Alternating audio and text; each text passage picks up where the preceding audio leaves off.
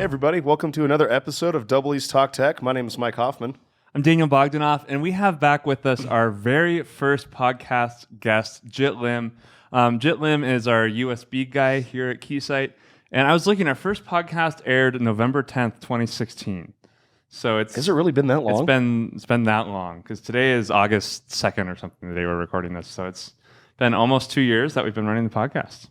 Wow. So enrolling in our low 30s, so we've been dropping some months, I think. So sorry to you listeners. Oops.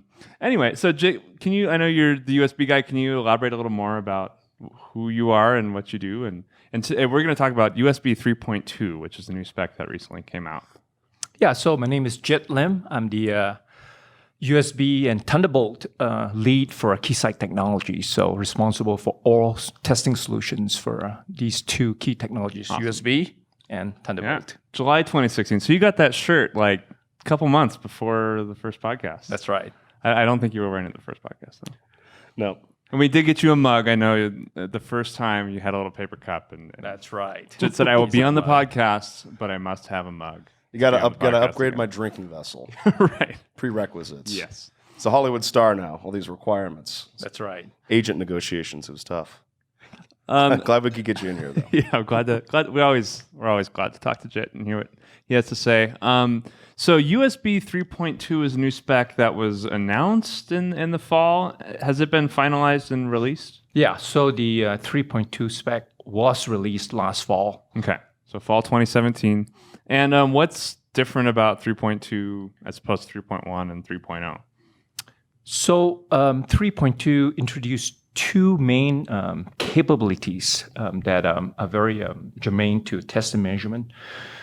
The first is around performance. So the first thing that 3.2 did is it actually doubled the performance of 3.1. Okay, so we've doubled again. Correct. So in 3.1 on the Type-C connector, you can run 10 gig USB on only one side of the CC side, but with 3.2, there's something called by 2 mode. So you can actually run 10 gig times 2, which is 20 gig effective bandwidth. Okay. So doubling same the direction or opposite directions? Yeah, it always runs in both directions, but you're running both sides of the CC connector, the Type-C connector. So that's the first huge change between 3.2 and 3.1. Okay. And if I remember correctly, the first time we talked about USB, it was probably 3.0. And we talked about how the connector was, reversible, so it didn't matter which way you plugged it in. And there was some sort of sensor that just picked half of the pins to use, and everything was double mapped. So now both sides actually have unique functionality. That's correct. In the 3.1 release, depending on how you plugged it in USB mode, you only used one side of the pins. Now both sides are utilized in this by 2 mode, doubling the performance. Yes. What main technology kind of drove that? Or was it just inevitability? It's just a matter of time until they kind of hammered out any of the kinks in that, or is there something specific that needs that much data movement? I think in general, our customers want bigger is better. I think for storage, if you can download something in a minute, and someone say, hey, you can do it in half the time in 30 seconds, or let's say an hour to download something, you can run it in 30 minutes. That's essentially what doubling performance does. It halves the time for a user to do anything. So that's it's really a time savings. It was fast before, but now it's got to be crazy fast. Yeah. Dang. Double performance. Okay. What about power delivery and that type of thing? Has that changed at all, or? That part didn't change. And so now I'll talk about the second part of the USB 3.2 spec. So legacy, or when I say legacy, I mean existing shipping host today, the USB silicon is very close to the port. That's the general implementation. They usually have a Thunderbolt and a USB controller right next to the port. But as they we have go both along, a USB and a Thunderbolt. Correct. Controller. Okay. That's a controller that has these technologies. But going forward, we're going to see perhaps USB-only controllers who are further away from the port. So maybe 5, 6, 7 inches from the USB silicon to the port. And what USB 3.2 will do is introduce the notion of a retimer. And what the retimer does is makes up for this lossy channel between the USB silicon that's far away from the port. Okay. So that's another significant introduction. That's a the big USB deal. 3.2 spec. Is that for? Sorry, Mike. Go ahead. I was going to say, what's the advantage of having the silicon farther away from the port? It's always down to the customer. So if you look at like a laptop, for example, a traditional implementation of, say, USB Thunderbolt has 2 ports on one side.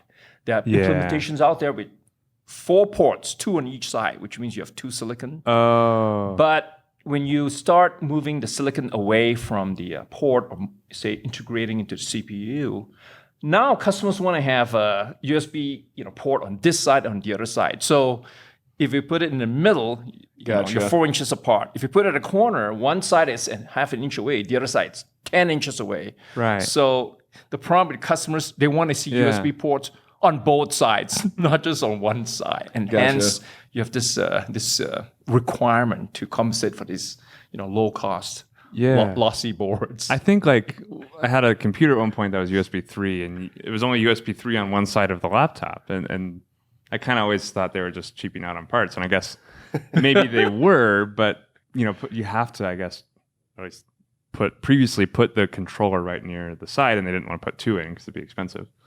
Yeah, when you get to 10 gig rates, unfortunately, what we are seeing is when the customers try and do 10 gig with more than 5 or 6 inches of low-cost PCB, the product will fail compliance. So that's an unfortunate reality when you have these really high-speed signals running. I mean, if you think back, 20 years ago when we talk about 8, 10 gig, I would have put my money in optical. But these are electrical signals running on low-cost PCBs and fairly inexpensive passive cables you can buy from Amazon for, $5. And they're running 10 gigabits.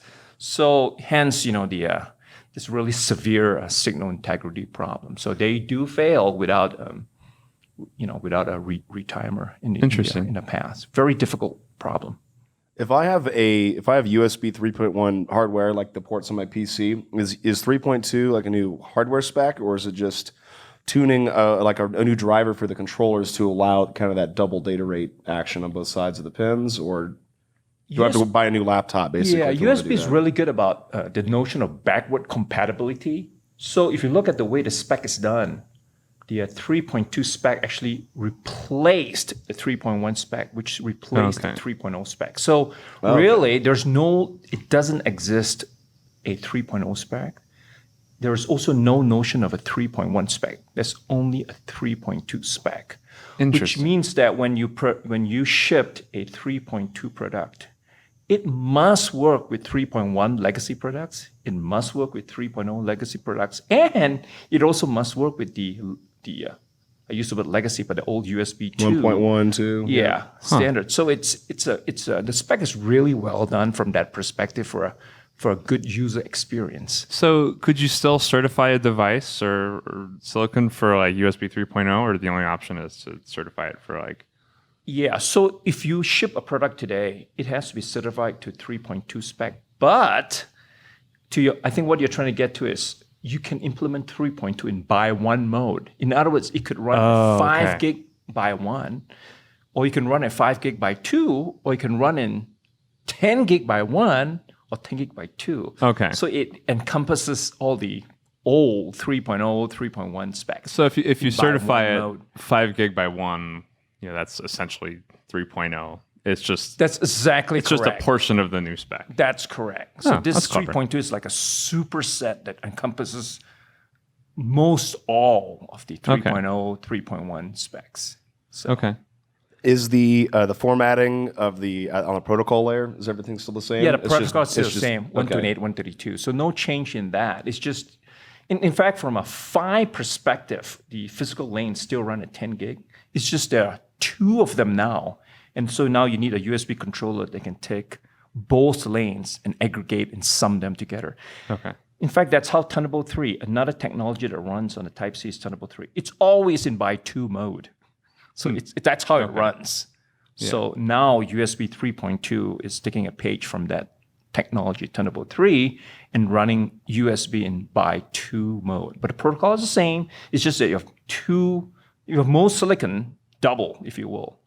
And then you have new silicon that needs to integrate these 2 striping of these 2 lanes. Okay. Who's driving the spec? Because it seems like 3 revs of a spec in 2 years is kind of quite a bit. Maybe it's not in 2 years, but I think there's a lot of demand. People see. I think the combination of Thunderbolt, Type C, USB, customer needs. Like for example, one of the applications you see a lot of is I don't play. Is it VR or AR? One of those. Oh, yeah. Headsets drives a lot of bandwidth requirements. Type C because it provides time. power. It's got display. Let's say going to the headset, and it's got feedback going that way. So it's a huge bandwidth on that pipe.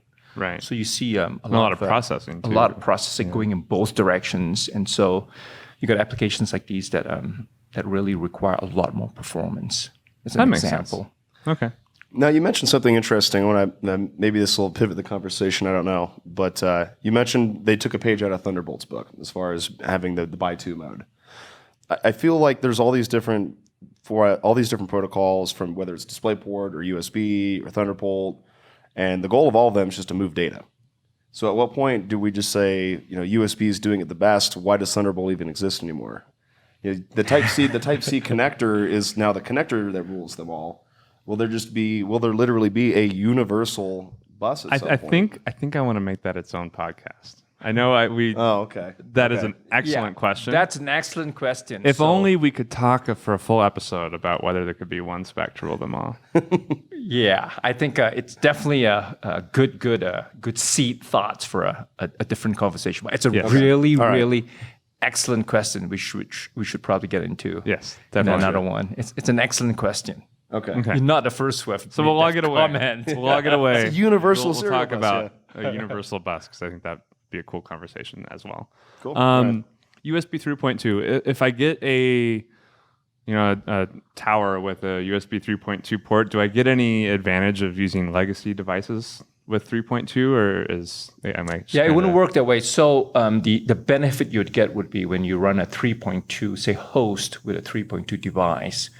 Because with a 3.2 spec, if you have a 3.2 host, let's say running with a legacy 3.1 device, you just gear shift down. So it always looks for, for example, 10 gig by 2. If it doesn't see that, it will look for 5 gig by 2. Okay. If it doesn't see that, it'll go to 10 gig by 1, 5 gig by 1. And then finally, on the Type C, it will look for a USB 2. And if it still doesn't see that, that's something called billboard. So it shifts down. So the best performance when you have two, Yeah, kinda that like makes sense. pairing a high horsepower car with the tires, because you've got weak tires and strong horsepower. Right. It doesn't work that way. Interesting. That's a bummer. I was kind of hoping I could plug in my USB 1.1 keyboard and type faster. Right. 10 gigabits per second. Yeah. How many words a minute would that be? Jeez. Someone in the comments do the math. We'll throw you a retweet. That's a good point, which is why on a Type C connector, there are specially designated pins for USB 2.0 to this day, because you can only mouse so fast. Is there a good verb to mouse, to mice? Mouse so fast or keyboard so fast. I mean, there's still a lot of applications where customers really don't need 5 or 10 gig, like you said, right? You still need to drive something. Yeah. I mean, to USB, your keyboard strokes are really slow. Right. Yeah. So it never went away. The Type C connector today still requires USB 2, although I think there was recently released a variant. When you say variant, it's called the alternate mode. I think there's a variant of alternate mode Type C that does not have USB 2. Oh, interesting. So it's like, there's an alt mode for Thunderbolt, DisplayPort, that type of thing. Well, the way it's defined, USB is a native mode. Okay. And then standards like DisplayPort or HDMI or Thunderbolt are considered alternate modes. So they repurpose these pins. But prior to this point, you couldn't, or the standard didn't allow you to repurpose the USB 2 pins. But there's a variant that just got released a few months ago that actually is talking about, we haven't seen a spec, but they have already said that they will repurpose the USB 2 pins and essentially make them USB 3.2 pins. Okay. Or 3.1. So that's a new variant that puts full bandwidth on all the pins. And people are getting antsy. Is that 3.3? Got try mode or something? No, it wouldn't be. Because it's an alternate mode, it will not be called USB. Only the native USB can be called USB. So alternate modes cannot use the USB name. That makes sense. Yeah, and I think it's public information. If you Google, it's used again for one of these headset. I don't know if it's VR or AR, but it's a new standard that the VR AR is taking advantage of, like full bandwidth on all the pipes. I mean, they're 24 pins, so they're trying to pump, That makes as sense. fast as possible. So there's a variant that just got mentioned in the web. I'll admit I was a little dubious of the VR AR movement, and then I got a pair for my phone, and the potential there is so huge, especially for AR. It's like VR is fun; it's good for video games, and maybe like someday we'll have a virtual workspace where you can have windows all around you. So like you wouldn't need a monitor. We could all just wear VR headsets and get higher resolution stuff, and it'd be a lot easier instead of trying to figure out how to use like 3 monitors on my setup. What I can't wait for is like high definition Google Earth That'd be pretty cool. with VR. Imagine just being like, hey, I want to go check out Santorini today. Cool. Boom. Pop on your headset and it's like you're there. I think the technology is there, just the data might not be. Right. If you're willing to pay for the hardware and all that. My phone's just kind of iffy. And that's where the Type-C, the 24 pins of the Type-C make it clean. Again, I'm not a VR AR fan, so I don't know all the details, but with the Type-C, you can put all the power you need on that one small cable, ground one cable.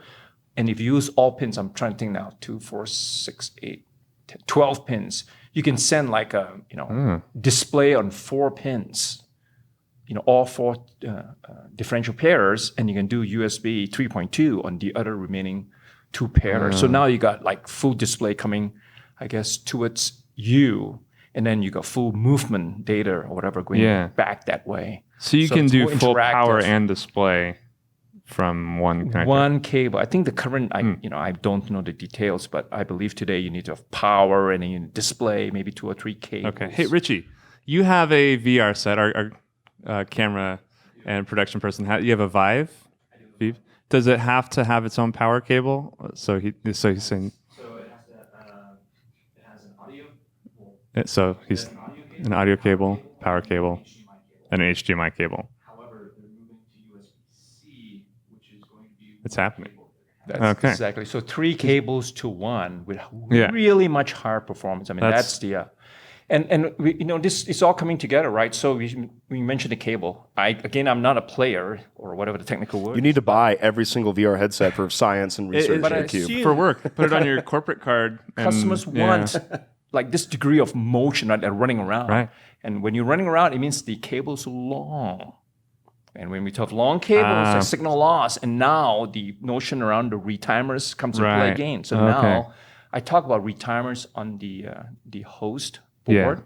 But you can imagine how the retimer Spec 3.2 will also put a retimer on a cable so they can send the signal over a long cable. I don't know how long they assume. Like every few feet, it kind of like fixes Sounds the like- signal and retransmits it almost, right? Yeah, like I think the way the spec is they put one at each end up to, you can have a minimum of 1, but up to 2 only. So there'll be 1 at each end of this cable. Okay. This retimer, which is a very sophisticated piece of silicon on both Sounds like a sides. very expensive cable. I think, again, I don't know the exact price. I think it might be less than optical, Okay. but it's definitely more expensive than a passive cable because a retimer chip is a very sophisticated piece of silicon. You need 2 because there are 2 Type-C ports because it's got like a built-in receiver. Okay. Can you Like give us like chip. a 30,000-foot view of a retimer? I know, put you on the spot.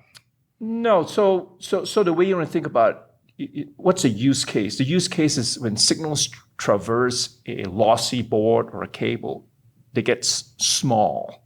And so you can recover information. But what a retimer does is that it will receive the signal, recover it, and retransmit it. So making it big again so it can go along this path. So that's really a high-level view of what this very complex piece of silicon is. Like a repeater. Retimer. Yeah, so there is so a repeater is what is generally, so the high-level word is repeater. And there are 2 categories of repeaters. One is called redriver, and one's called retimer. So if I were to guess, a redriver just helps amplitude. That's and a retimer. exactly correct. So a redriver is kind of a repeater, but it just boosts, shall we say, boosts signal and boosts noise. whereas a retimer is also kind of repeater, but it recovers information and retransmits it. So it's much more complicated, perhaps more expensive, but works generally much better, more expensive. That's usually the trade-off. Right? It's kind of like an A to D to A. Kind of, but much more pieces there. It's much more That makes complex. naturally, yes. It's got like full-blown receiver, transmitter, and a receiver transmitter on both sides. So it's like a 4-port, and you need 2 of these per Type-C. So the implementation is much more complex, but again, there's user experiences for that person with the, 10-foot long or however long these AR cables are to run around and be able to get high-quality images and be able to feedback, right? I guess it's something like if you pull the trigger, you want the thing to see it right away, not no delay kind of thing. Yeah, so, makes sense. High bandwidth pipe.